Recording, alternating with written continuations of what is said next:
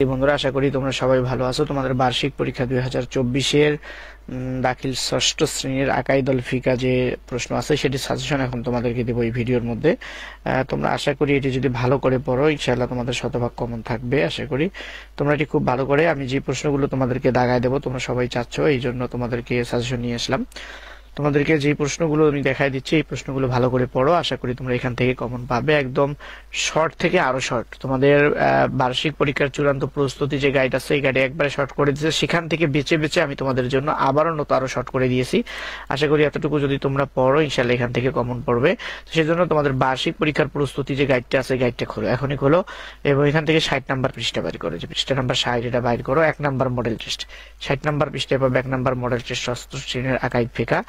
এখান থেকে নাও তোমাদের নৈমিত্তিক বা বহু নির্বাচনী প্রশ্নগুলোর উত্তর আমি বলে দেবো তোমাদের সুবিধার জন্য। উত্তর গুলো আমি তোমাদেরকে বলে দেবো এই ভিডিওতে, ভিডিওটি স্কিপ করো না, তাহলে তোমরা শিখতে পারবে।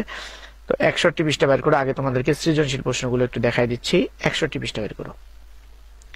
61 পৃষ্ঠা থেকে তোমাদের প্রথমে যে প্রশ্ন আছে 2 নাম্বার প্রশ্নটা, 61 পৃষ্ঠা 2 নাম্বার প্রশ্ন যেটা আছে এটা দাগ দিয়ে নাও। নাজনীন তার ছোট মেয়ে শাহানাকে বলল, মহান আল্লাহ এই পৃথিবীতে যুগে যুগে অনেক নবী রাসূল পাঠিয়েছেন যারা সারা জীবন নিজেদেরকে নিয়োজিত রাখতেন অন্যের উপকারে। তারা মানুষকে দাওয়াত দিতেন অন্ধকার থেকে আলোর দিকে আসার জন্য।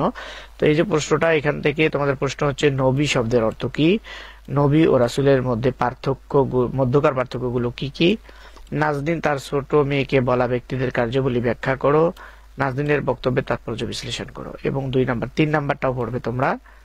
রায়হান সাহেব শহরের বাসিন্দা, তিনি তার গ্রাম্য বন্ধু আকরাম সাহেবের বাড়ি বেড়াতে আসেন। একদিন বিকেল বেলা গ্রামে ঘুরতে যেয়ে উভয় একটি বাঁশের সাঁকোতে আরোহণ করেন। এই প্রশ্নটা পড়বা। ক হচ্ছে সর্বপ্রথম কে পুলসিরাত অতিক্রম করবে।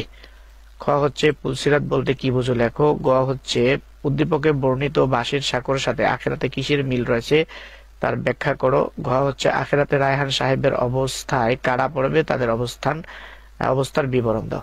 তো শিক্ষার্থী বন্ধুরা, এখানে তোমাদের কিন্তু আকাইদ অংশ থেকে যে কোনো 2টি প্রশ্নের উত্তর দিতে হবে। তো আকাইদ অংশ থেকে দেখো আমি তোমাদের এখানেই 2টা, এই প্রথম মডেল টেস্টেই তোমাদেরকে 2টা আমি চিহ্নিত করে দিলাম। এই 2টা তোমরা ভালো করে পড়বে। আরো 1টা বা 2টা প্রশ্ন আমি তোমাদেরকে দাগায় দেবো। আশা করি এই 2টা পড়লেও ইনশাল্লাহ তোমরা কমন পেয়ে যাবে। তারপরে ফিকা অংশ থেকে যে কোনো 3টি প্রশ্নের উত্তর দিতে হবে। তো এখান থেকে দেখি আমি কয়টা তোমাদেরকে দাগাই দিই। এখান থেকে 4 নাম্বার প্রথম যে প্রশ্নটা আছে এটাই তোমরা পড়বা। স্কুলের শিক্ষক জনাব আকরাম সাহেব একজন নামাজি ব্যক্তি। তিনি দৈনিক 5 ওয়াক্ত সালাত আদায় করেন এবং ইসলামের অন্যান্য অনুশাসন মেনে চলেন। এখান থেকে 1 নাম্বার প্রশ্ন। ক হচ্ছে আসসালাতু খায়রুম মিনান নাওম কখন বলতে হয়। খ হচ্ছে আজানের 3টি বাক্য অর্থ সহ লিখো। গ হচ্ছে ইমাম সাহেবের বক্তব্য থেকে আকরাম সাহেব কি শিক্ষা পেলেন ব্যাখ্যা করো। গ হচ্ছে ইমাম সাহেবের বক্তব্যের গুরুত্ব কোরআন ও হাদিসের আলোকে মূল্যায়ন করো। এবং 5 নাম্বার প্রশ্নটা তোমরা পড়বে। আব্দুর রহিম একজন ব্যবসায়ী, ছোটবেলা থেকে সে ধার্মিক ও ধর্মের প্রতি অনুরাগী। তার প্রতিবেশী আব্দুল জলিল একজন উচ্চ শিক্ষিত, ধর্মের প্রতি উদাসীন। এই উদ্দীপকের আলোকে প্রশ্ন হচ্ছে হাইয়া আলা সালাহ অর্থ কি। আজানের জবাব দেওয়ার ফজিলত বর্ণনা করো। গ হচ্ছে আব্দুর রহিমের কাজটি কেমন হয়েছে ব্যাখ্যা করো। গ হচ্ছে আব্দুল জলিলের কাজের যথার্থতা মূল্যায়ন করো। তো শিক্ষার্থী বন্ধু, তোমাদের ফিকা থেকে এখানে 2টা দাগাই দিলাম। দেখো এইদিকে আরেকটি দাগাই দিচ্ছি। একটি মডেল থেকে আমি তোমাদেরকে যে প্রশ্নগুলো দিচ্ছি তোমরা তো হবে না, আশ্চর্য হবে না যেগুলো কমন আসবে কিনা। তোমরা পড়বে, দেখবে পরীক্ষার মধ্যে কমন আসছে, এগুলো ইম্পর্টেন্ট, অনেক ইম্পর্টেন্ট। এখান থেকে কমন পাবে। দেখো তোমাদের ফিকা অংশ থেকে রাসেল ও আহমদ মাঠে ক্রিকেট খেলছিল। এমন সময় আসরের আজান দেওয়া হলো। তখন রাসেল আহমেদকে বলল, চলো আমরা সময় মতো সালাত আদায় করি। এই যে উদ্দীপকটার আলোকে প্রথম প্রশ্ন হচ্ছে সালাতের ভিতরে কয়টি ফরজ। ক হচ্ছে সালাতের আহকাম সমূহ বর্ণনা করো। গ হচ্ছে আহমদের সালাতে দেরি করার বিষয়টি পাঠ্য বইয়ের কোন বিষয়ের সাথে সম্পৃক্ত ব্যাখ্যা করো। গ হচ্ছে রাসেলের কথাটি শরীয়তের আলোকে বিশ্লেষণ করো। আচ্ছা, 3টা তোমাদেরকে এখানে দাগাই দিছি। দেখো তারপরে তোমাদের আরো একটি প্রশ্ন আমি তোমাদেরকে দাগাই দিচ্ছি। এখান থেকে 4টা দাগাই দিলাম। ইসলাম গ্রুপের এমডি জনাব নজরুল ইসলাম সাহেব সালাত আদায় করার জন্য মসজিদে প্রবেশ করে। এই প্রশ্নটা একটু পড়বে। প্রশ্ন খ মসজিদে প্রবেশের পর কি করা উচিত। খ তাহিয়াতুল উজু এর প্রয়োজনীয়তা লেখো। গ কালামের কাজটি ইসলামী শরীয়তের আলোকে ব্যাখ্যা করো। আর ঘ হচ্ছে নজরুল সাহেবের উপদেশের তাৎপর্য পাঠ্য বইয়ের আলোকে মূল্যায়ন করো। তারপরে তোমাদের আখলাক অংশ থেকে একটি প্রশ্নের উত্তর দিতে হবে। তো প্রথম প্রশ্নটাই তোমরা পড়বে। রমিজ মিয়া শহরে ব্যবসা করে, কোটি কোটি টাকার মালিক সে। তার অসহায় এক দরিদ্র ভাই গ্রামে খুব কষ্টে দিনাতিপাত করে, কিন্তু সে তার কোনো খোঁজ খবর নেয় না। উদ্দীপকের আলোকে প্রশ্ন হচ্ছে কয়টি অভ্যাস মানুষকে ধ্বংস করে। খ পিতামাতার অবাধ্য হওয়া বলতে কি বোঝায়। গ রমিজ মিয়ার কাজটি ইসলামের দৃষ্টিতে ব্যাখ্যা করো, আর ঘ হচ্ছে আকরামের পরামর্শটি মূল্যায়ন করো। শিক্ষার্থী বন্ধুরা দেখো, একটা মডেল থেকে তোমাদের আমি 1 নাম্বার মডেল থেকে অর্থাৎ 61 পৃষ্ঠা থেকে 1 নাম্বার মডেল থেকে সৃজনশীল প্রশ্নগুলো সব দাগায় দিলাম। তোমাদের দেখো আকাইদ অংশ থেকে তোমাদেরকে দুইটা প্রশ্ন দাগায় দিয়েছি, দুইটা চাইছে, দুইটাই দাগায় দিয়েছি। তারপরে ফিকা অংশ থেকে 3টা প্রশ্ন চাইছে, আমি তোমাদেরকে দেখো চারটা দাগায় দিয়েছি, 3টা চাইছে 4টা দাগায় দিয়েছি, 4টার মধ্যে তোমরা 3টা কমন পাবে ইনশাল্লাহ। আখলাক অংশ থেকে 1টা দাগায় দিয়েছি দেখো। আর এখান থেকে লাস্টে দেখো 11 নম্বরে তোমাদের 10-এর আনসার অর্থ সহ মাজনুন দোয়া মুখস্থ লেখো একটি, মসজিদে প্রবেশের দোয়া, পিতামাতার দোয়া, দুইটার যে কোনো একটা তোমরা পড়বা, দুইটার যে কোনো একটা পড়বা, 10-এর জন্য তোমরা পেয়ে যাবে। সেটা দুইটার যে কোনো একটা পড়বা, যেটা ভালো লাগে তোমাদের, যেটা সহজ মনে করো তোমরা সেটাই পড়বা, দুইটার থেকে একটা অবশ্যই অবশ্যই আসবে। আচ্ছা, তারপরে দেখো 64 পৃষ্ঠায় তোমাদের অতিরিক্ত আরেকটু দাগায় দেই।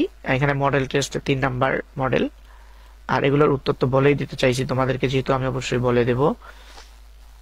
এখান থেকে দেখো আরেকটা, তারপরে 65 পৃষ্ঠা দেখো, 65 পৃষ্ঠার থেকে 3 নাম্বার প্রশ্নটা দেখো, আকাইদ অংশের 3 নাম্বার প্রশ্ন। আব্বাস সাহেব একজন কৃষক, সে বেশি লেখাপড়া করেনি। এই প্রশ্নটা লোকে হলো জান্নাত অর্থ কি? ফুলসিরাতের বর্ণনা দাও। আব্বাস সাহেব এই মতের উপর মৃত্যুবরণ করলে তার অবস্থা কি হবে? খ হচ্ছে ইমাম সাহেবের আলোচনার যথার্থ মূল্যায়ন করো।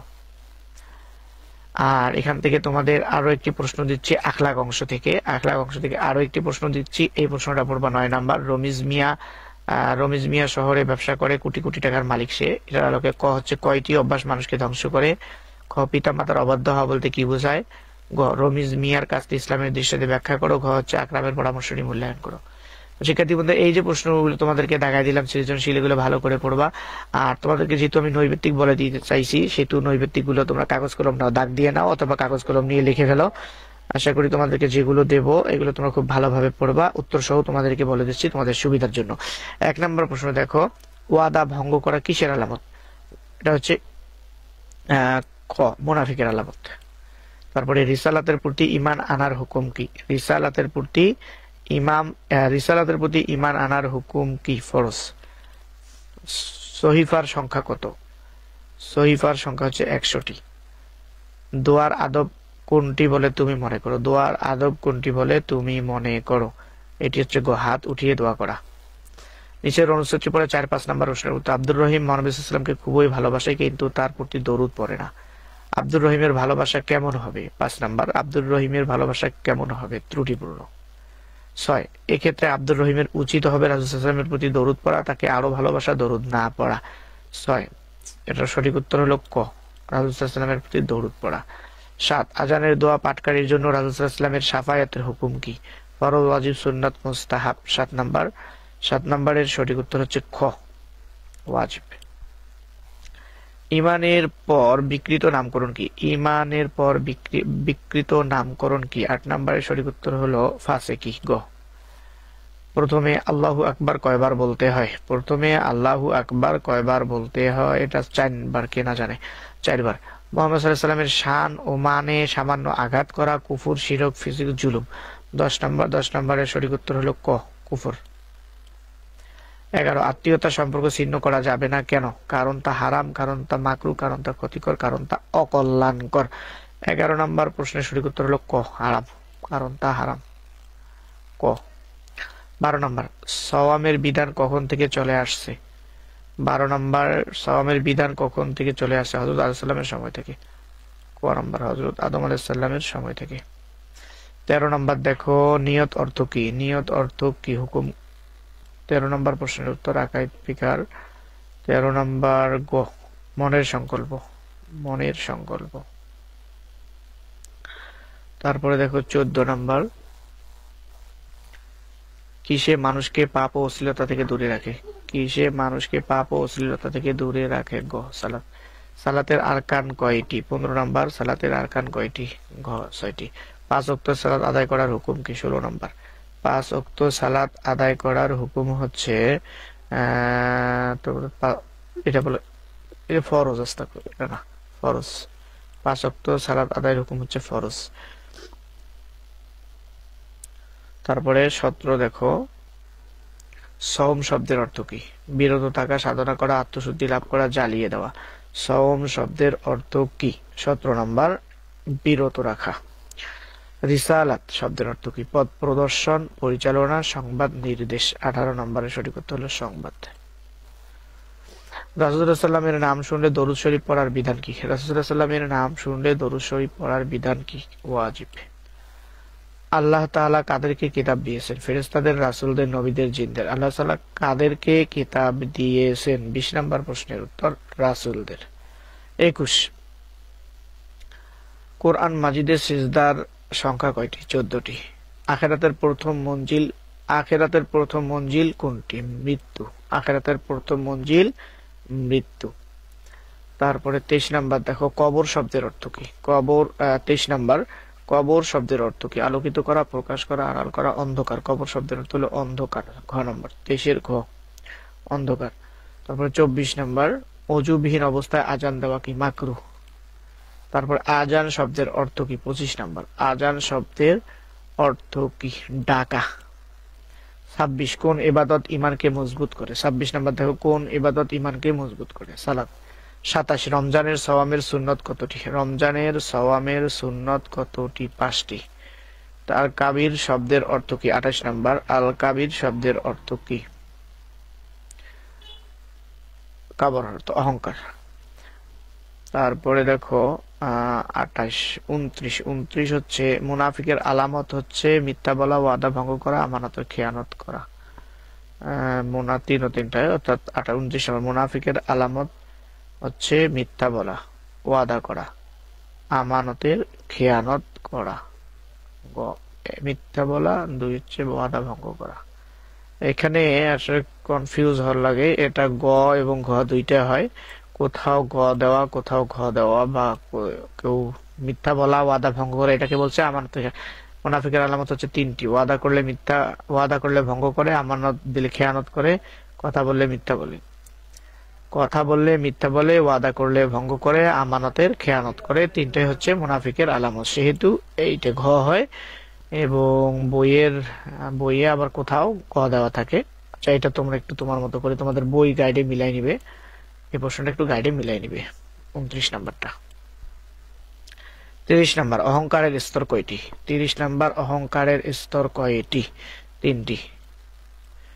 তো শিক্ষার্থী বন্ধুরা, 30টা বহু নির্বাচনী প্রশ্নের উত্তর আমি তোমাদেরকে বলে দিলাম। সৃজনশীল প্রশ্নগুলো দাগাই দিয়েছি, তোমাদের যাতে নাম্বার, মডেল, পৃষ্ঠা নাম্বার সহ বলে দিয়েছি, সেজন্য তোমরা সবগুলো সুন্দর ভালো করে পড়বে।